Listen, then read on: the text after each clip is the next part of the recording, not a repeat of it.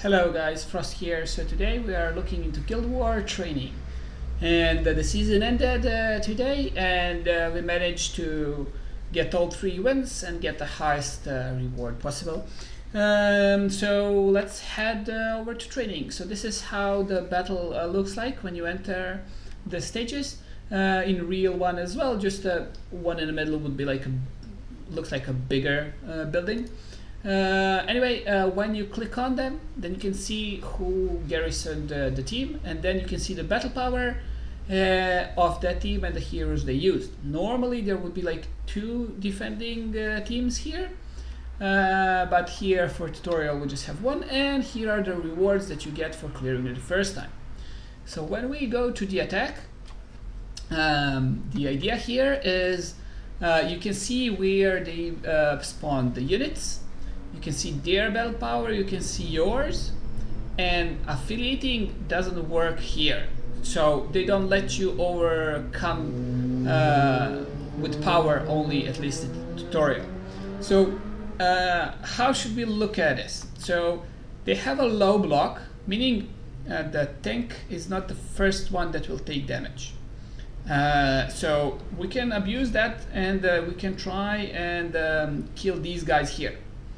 The other thing that we can notice here is that the range of a healer is set in a way that it doesn't cover the DPS at all. So if you start chipping away at the damage dealers, then you will be able to kill them, and she won't be able to heal them because she cannot even reach. So you don't need extra power, let's say. So the reason behind this deployment is you first want to use the range DPS, who will start chipping away at the DPS. Second one, just to finish them off, and then you have a tank and fast guys who will come just to go through the tank. Okay, because the tank can only tank 3 with Olag Wall 4. Some can have more block, but that's usually how much it goes. So let's see how it goes. When you go to the teams, you can see here the battle power as we said, but here we go, edit teams, and now we only have these 4 as an option for tutorial, just to teach you what you need to do on this stage. And the only thing that is interesting, 2 things are interesting here, is their cost. And the Demon Soldier in a wave 1 have fixed deployment interval of 10 seconds. So if you use the highest one, you will gain on cost, let's say. That's not good all the time. For example, here it's not so good, but that can be an option for you when you're deciding teams. And then the cost means is when the next unit will come up. And if you need something to be tighter, so you want to overwhelm them with they have 4 or 6 block, and then you want to have 1 guys going through, and then second guys to be cheaper and faster, or to have more of them to overwhelm the defenses. So now we're first going to try to kill them, and then send and overwhelm them. Okay, so let's go to the battle. And this is to show that lower battle power is enough to beat with better tactics. So first, the range guys are coming. We're expecting them to start chipping away at the damage dealers. They will be attacked, but they can the damage dealers cannot be healed. So that means that they are easy picking. And now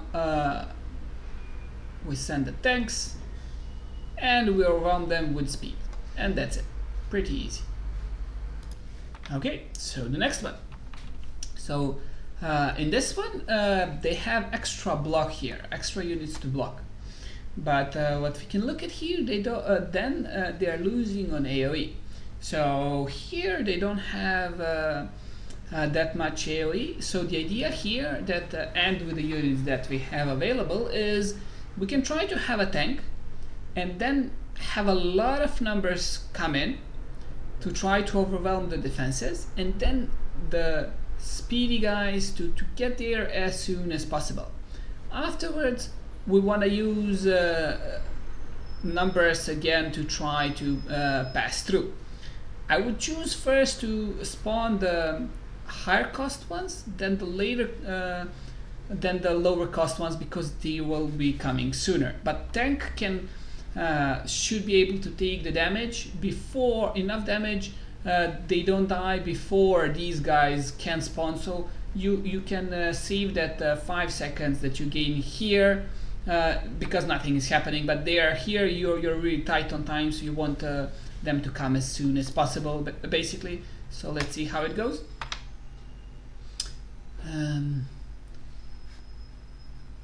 So we are trying to have a tank soaking damage and then overwhelmed with numbers, so they are 3 and 2, 5 or 6 block. If he has Olag Wall, cannot save them here. So he has 3 blocks, we had passing and then another one. That's it. Even before last wave we were able to complete it. So stage 4.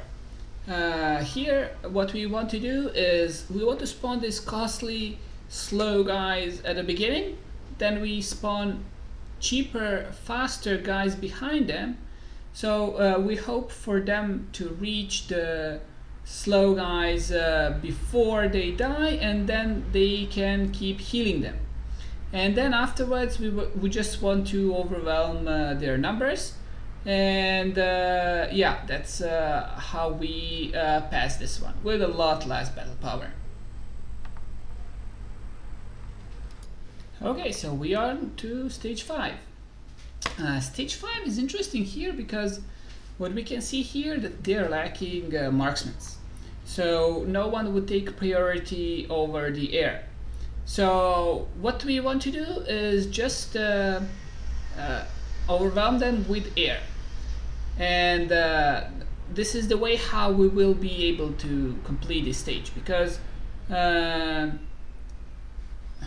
they don't do extra damage to them. But additional thing that we can do here, and I'd like to fight it again just to show you, is that there's no one tactics that would work only at some point, depending on the heroes they have. You may choose to do something else. So for example, what we can do is what we saw in the last battle is that the guys that are here all get their ultimates pretty fast.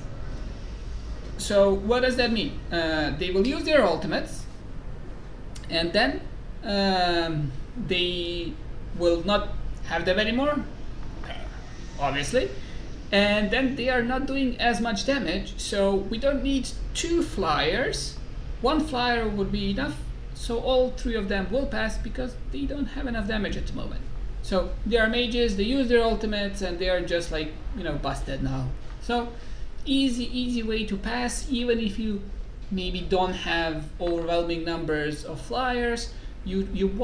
This is the extra thing that you want to be looking at when making your defenses and when attacking, is seeing when their ultimates will come up, so that you can play around it. So you attack them with important units that you want to pass when their ultimates are not up.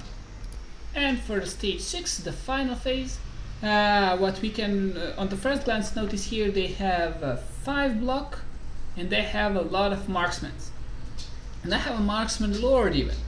So you don't want to be going with flyers here. That's the first thing that we can see. And the second thing we can see is they don't have a low block of a tank and a healer. The healer is the first one, and then the second is the tank being prioritized for attack.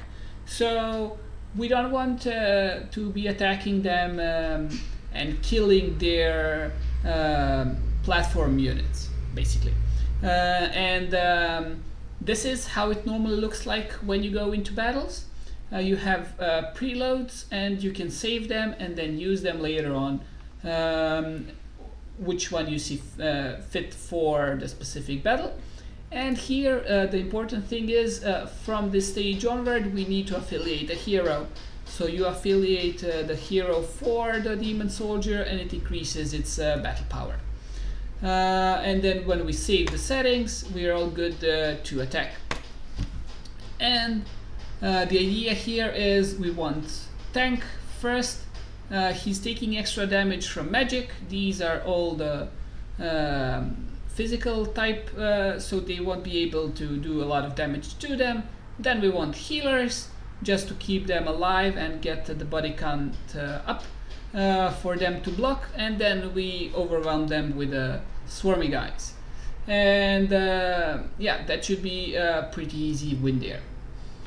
So as you can see, there is few tactics that we can do. In real settings, it's much harder when people have really good defenses. I'm not sure how to crack some of them. I mean, we were able to win all 3 guild wars, but it was tough, I must say.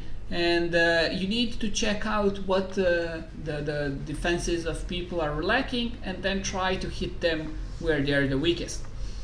And yeah, just don't forget to affiliate your demon soldiers before attacking.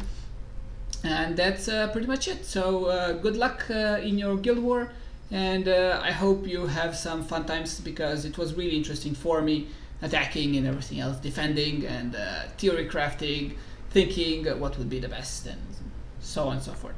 So in the end, just remember, when we catch them all, we still need to play the game, so you please try to save some red crystals for stamina and not for summoning. Okay guys, cheers!